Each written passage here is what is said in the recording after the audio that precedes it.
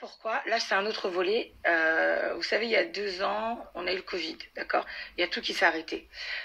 Quand on parlait et tout, on était en débat, moi, je disais toujours aux gens et à mes potes, moi, j'ai l'impression qu'à un moment donné, Internet va sauter. Il va y avoir un gros bug Internet. Pourquoi? Parce que je pense qu'il y a tellement de fichiers compromettants qui tournent que si ça venait à sortir, ça serait dramatique, tu vois, pour le monde et pour certaines personnes, parce que du coup, c'est beaucoup d'enjeux et tout. Et la seule façon que tout ça s'auto-supprime quand c'est pas sur disque dur, c'est de faire un down Internet. Voilà.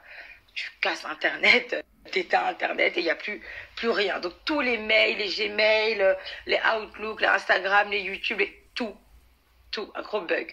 Donc moi, je sais pas comment vous expliquer, j'ai l'impression.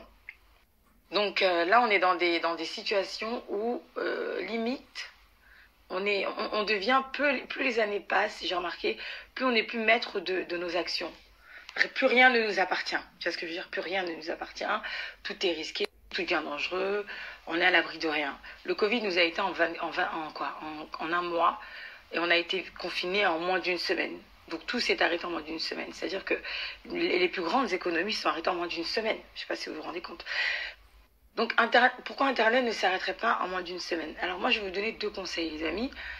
Au niveau bancaire et au niveau Internet. Si vous avez que des réseaux sociaux, si vous avez des choses importantes sur Internet et que vous avez laissé que sur vos mails, vos trucs connectés, mettez-les à part. Quand ça concerne votre taf, hein, vraiment.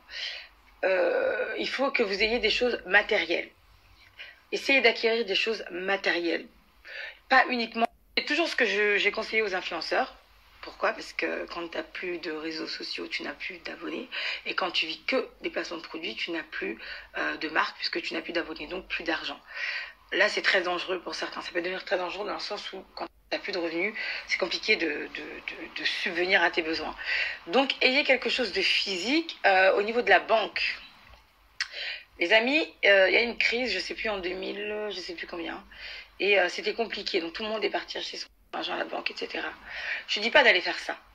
Je vous dis juste que s'il y a un problème numérique, votre carte bleue, elle peut ne plus vous être utile, malheureusement. C'est-à-dire que utiliser votre carte bleue, ça risque d'être compliqué. S'il y a un problème, d'accord? S'il y a un problème numérique, accéder à votre banque, retirer votre argent, etc., c'est compliqué. Donc, essayez de vous prévenir. Ou il y aurait un quelconque bug général, parce qu'on a eu le bug de la santé, on n'était pas prêt. Donc, s'il y a un autre bug, le plus gros bug, ou les plus gros bugs, peuvent être uniquement Internet ou bancaire. Voilà. Et même quand on dit numérique, on parle aussi même de la santé, parce que la plupart des hôpitaux, des cliniques, maintenant, utilisent beaucoup de matériel grâce au numérique.